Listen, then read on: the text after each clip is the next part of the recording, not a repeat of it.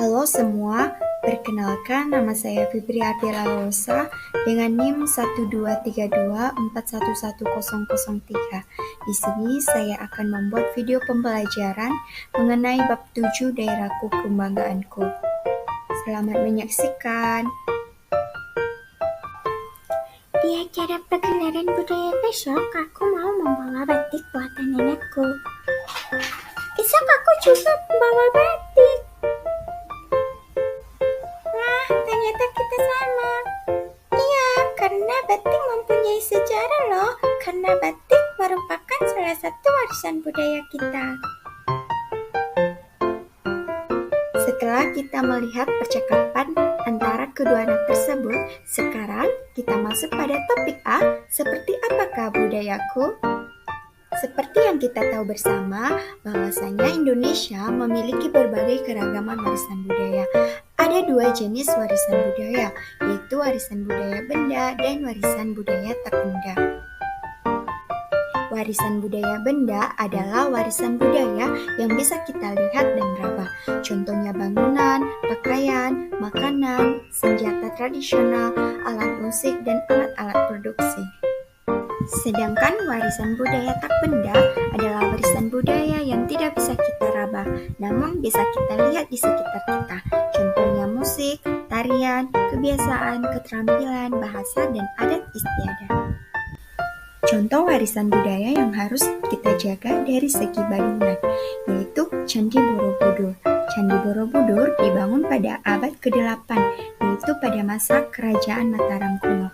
Borobudur berlangsung sampai sekarang untuk mengembalikan keutuhan dan kekuatan candi agar Candi Borobudur dapat kokoh berdiri sampai ratusan tahun ke depan. Warisan budaya yang harus dijaga dari segi tari-tarian yaitu tari Bali dan tari Saman.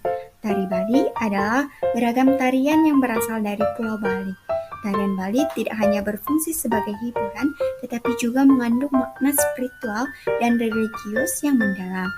Selanjutnya, tari Saman adalah tarian tradisional yang berasal dari suku Gayo di Provinsi Aceh. Tari Saman tidak hanya berfungsi sebagai hiburan, tetapi juga sebagai media untuk menyampaikan pesan atau dakwah.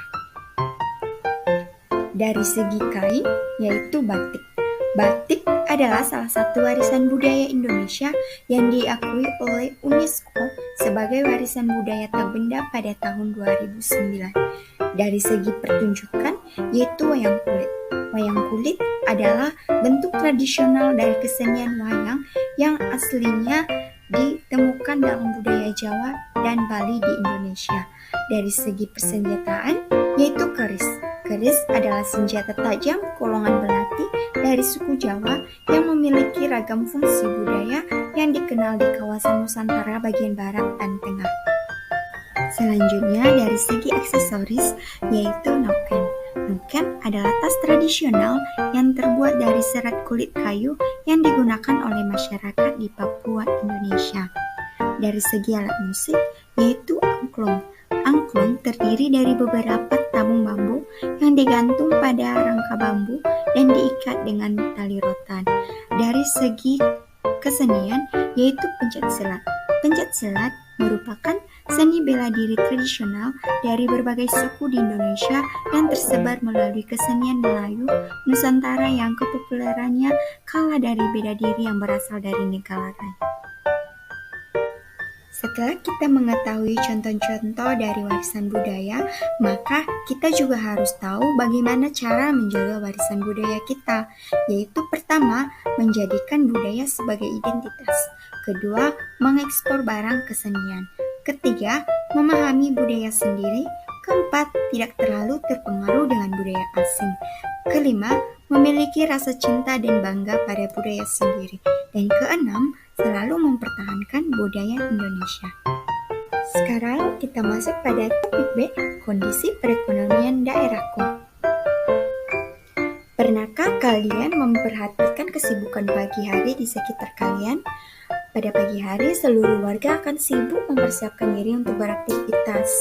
Anak-anak bersiap untuk sekolah, ayah bersiap ke tempat kerja, bahkan mungkin ibu juga bersiap bekerja atau pergi ke pasar untuk membeli kebutuhan keluarga.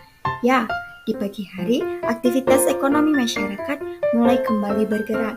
Seperti yang kalian ketahui, aktivitas ekonomi adalah kegiatan yang dilakukan oleh manusia untuk memenuhi kebutuhannya. Contoh-contoh dari aktivitas kegiatan ekonomi masyarakat yaitu pertanian, peternakan, dan pertambangan. Faktor pendukung ekonomi masyarakat diantaranya yaitu pembangunan jalan dan jembatan atau infrastruktur. Dengan adanya pembangunan jalan, diharapkan terjadi perbaikan tingkat pelayanan jalan, peningkatan taraf hidup masyarakat, dan meminimalisir dampak sosial dan lingkungan serta tercipta pemerataan hasil-hasil pembangunan yang berkualitas. Kedua, teknologi. Kehadiran teknologi digital dapat meningkatkan pengetahuan teknis petani, memungkinkan perhitungan penggunaan pupuk, bibit, atau input pertanian lain secara lebih efisien dan meningkatkan pengambilan keputusan petani melalui informasi mengenai cuaca, pengelolaan tanaman, kondisi pasar, ataupun data ternak. Ketiga, sumber daya manusia. Sumber daya manusia menjadi pusat dari pembangunan sosial ekonomi karena mempunyai kemampuan dinamis dalam melakukan kegiatan dalam proses pembangunan dibandingkan faktor produksi lain. Selanjutnya kita masuk pada topik C. Wah, daerahku ternyata luar biasa.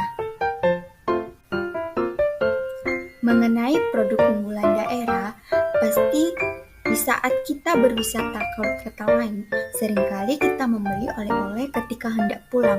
Biasanya oleh-oleh yang kita beli merupakan ciri khas daerah tersebut, baik itu berupa makanan ataupun barang. Makanan atau barang yang dijadikan oleh-oleh merupakan contoh produksi unggulan daerah. Setiap produk unggulan daerah memiliki kesamaan tersendiri.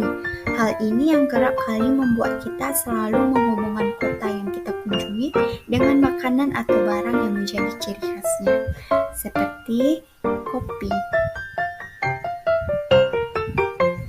Apakah kamu tahu bahwa produk kuliner Indonesia ada yang mendunia loh?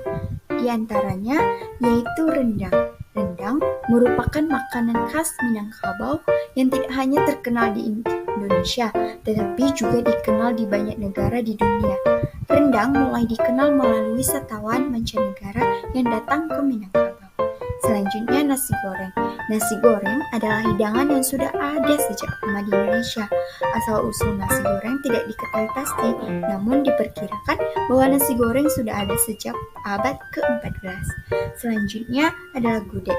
Gudeg adalah hidangan tradisional khas Yogyakarta yang terbuat dari nangka yang dimasak dengan santan dan gula merah selama berjam-jam hingga berwarna coklat kecoklatan dan memiliki rasa manis gurih yang khas.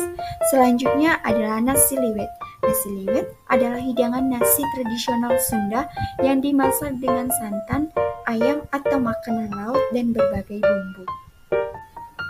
Sekian video pembelajaran dari saya. Thanks for watching.